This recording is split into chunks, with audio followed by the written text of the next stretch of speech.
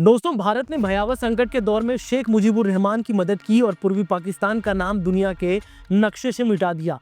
हजारों सैनिकों को बंदी बनाकर अरबों रुपए भारत ने खर्च किए। एक नए राष्ट्र के रूप में बांग्लादेश का उदय हुआ। एक प्रभुता संपन्न देश को विश्व मान्यता भी भारत ने दिलाई।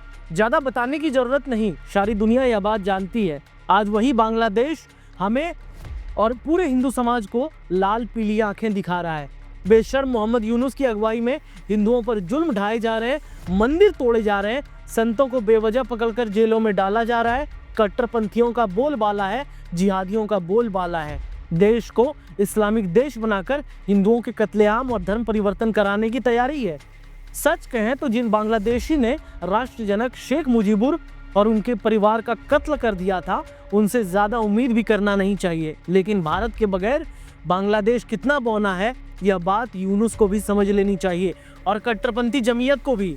भारत सरकार ने काफी प्रतीक्षा के बाद बांग्लादेश सरकार से हिंदुओं को सुरक्षा देने तथा संत चिन्मय दास को तत्काल रिहा कराने की मांग की है। ये वही चिन्मय दास है जो कि इस्कॉन के हैं, जिनको कट्टरपंथी ने कई आरोप लगाकर जेल में ठूस दिया था, क्योंकि चिन्मय दास लगातार हिंदुओं को जगाने का प्रयास कर रहे थे। तो बांग्लादेश में अभी हिंदुओं को जगाना मतलब अपराध कर देना।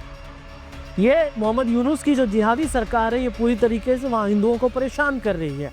चूंकि इस्कॉन एक अंतर्राष्ट्रीय संस्था है, इसलिए कई देशों के साथ यूएनओ तक शिकायत पहुंची है। लेकिन हमें तो भारत से मतलब है। सरकार समझ ले कि विपक्षी नेता संभल तो जाएंगे, पर बांग्लादेश के हिंदुओं पर एक शब्द नहीं बोलेंगे। इसका जिम्मा सीधे सीधे प्रधानमंत्री और गृह मंत्री को ही संभालना पड़ेगा। बांग्लादेश में करीब 1.5 करोड़ हिंदू हैं। ये सभी बांग्ला भाषी हैं। बंग बंधुओं के लिए बोलने का दायित्व तो ममता का भी है, लेकिन उन्हें छोड़िए, शाह मोदी ही काफी है। चारों ओर से बुरी तरह घिरे हिंदुओं की रक्षा का भार आपको खुद उठाना पड़ेगा। इसके भले ही शेख हसीना के साथ लेकर तख्ता पलट की रूपरेखा क्यों न बनानी पड़े मोदी साहब। दोस्तों, हमारी सरकार की लापरवाही से पाकिस्तान में हिंदुओं की संख्या 23% से घटकर 1.05% रह गई है। ऐसा न हो कि भारत की चुप्पी बांग्लादेश से भी हिंदुओं का नामो निशान मिटा दे। दुनिया में हिंदुओं के देश सिर्फ भारत और नेपाल है। विभाजन के बाद हिंदू पाकिस्तान, बांग्लादेश और अफगानिस्तान में भी रह गए थे। वे उन्हें देशों के नागरिक हैं। अब बेशक अमेरिका, यूरोप, ब्रिटेन, अरब सहित हिंदू पूरी दुनिया में जा बसे हों, लेकिन उनका मूल गिनती भारत में ही होती है। अभी तक पश्चिमी देशों में हिंदुओं के साथ कोई दिक्कत नहीं है। अलबत्ता चुटकी भर खालिस्तानी माहौल खराब करने की कोशिश कर रहे हैं। भारत के सभी राजनीतिक दलों को उनके बारे में सोचना चाहिए। जहां तक देश की बात है, हिंदुओं के लिए फिलहाल कोई खतरा नहीं है। भविष्य के गर्भ में क्या है कौन जाने। हाँ, बांग्लादेश के आधे राजा मोहम्मद यूनुस को सबक सिखाने का समय आ गया है और आज ही एस जयशंकर की मुलाकात प्रधानमंत्री नरेंद्र मोदी से हुई है। ऐसे कयास लगाए गए कि बांग्लादेश को लेकर ही ये बातें हुई होंगी। इसके बाद बयान भी सामने आया है। लेकिन ये देखना दिलचस्प होगा क्या बांग्लादेश में हिंदुओं को लेकर भारत सरकार कोई सख्त रवैया दिखाता है या फिर बांग्लादेश में रह रहे हिंदुओं को उनके हाल पर ही छोड़ देता है।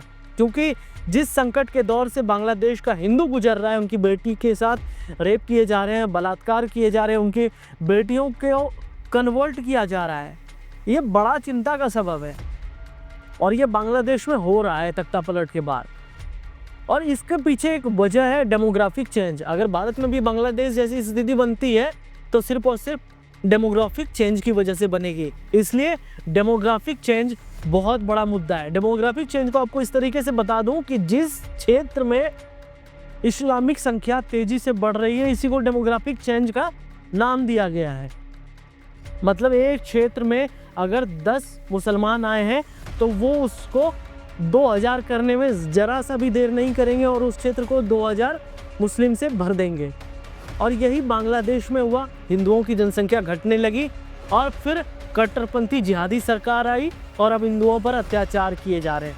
ये मोटा मोटी मामला था बांग्लादेश का, जो जानकारी के रूप में हमने आपको दिया, एक एनालिसिस के तौर पे आपके सामने रखा। आपको अगर वीडियो पसंद आई हो तो वीडियो को लाइक करना, चैनल को सब्सक्राइब करना, बेल आइकन दबा लेना, जिससे कि तमाम अपडेट आपको मिलते रहे। तब तक के लिए नमस्कार, जय हिंद।